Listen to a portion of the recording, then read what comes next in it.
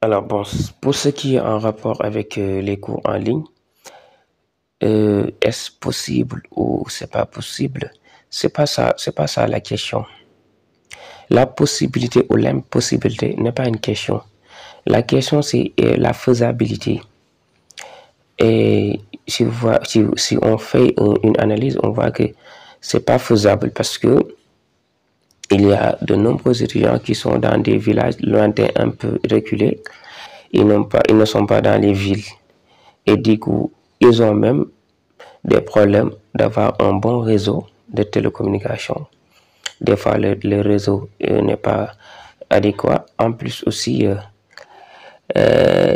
voilà, au-delà de ça aussi, ils n'ont pas l'accès à l'Internet, beaucoup. Comme ici, par exemple, en ville où il y a les Wi-Fi, voilà.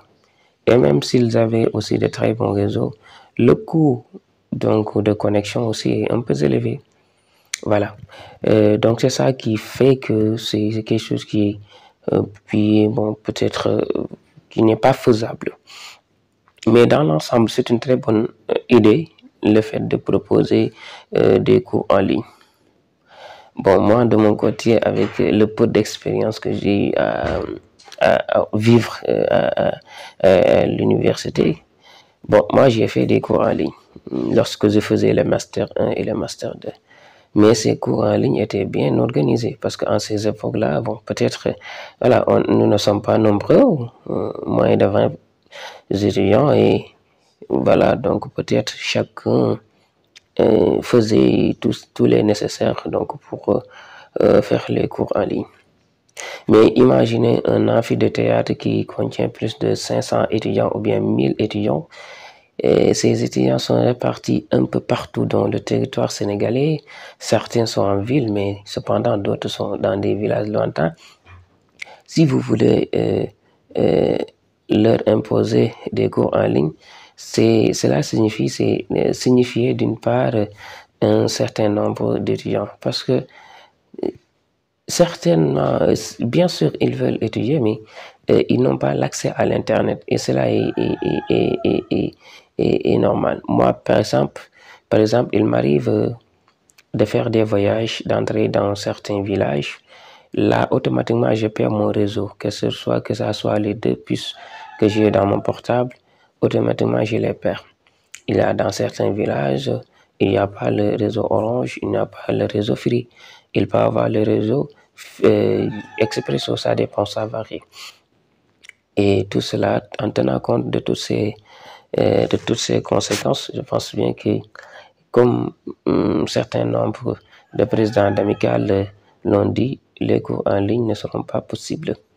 Alors, c'est quelque chose qui est un peu dur de dire que les cours en ligne ne seront pas possibles, mais cela fait un appel à l'État, à nos dirigeants, voilà, d'essayer d'augmenter les infrastructures surtout, d'essayer voilà, de donner à l'accessibilité donc à tous les villageois, donc à l'électricité,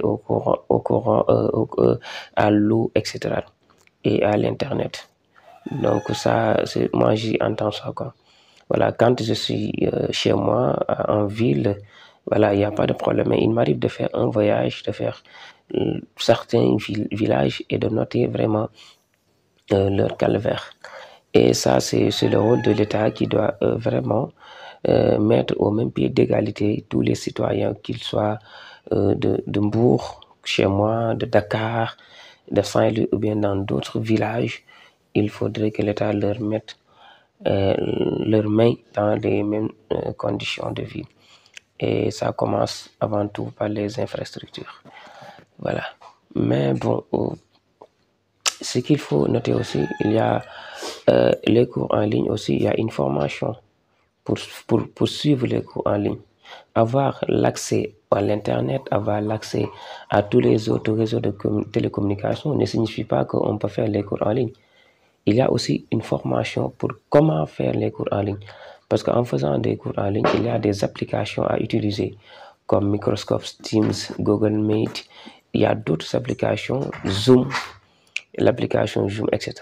Et ces applications aussi, il faudrait les comprendre.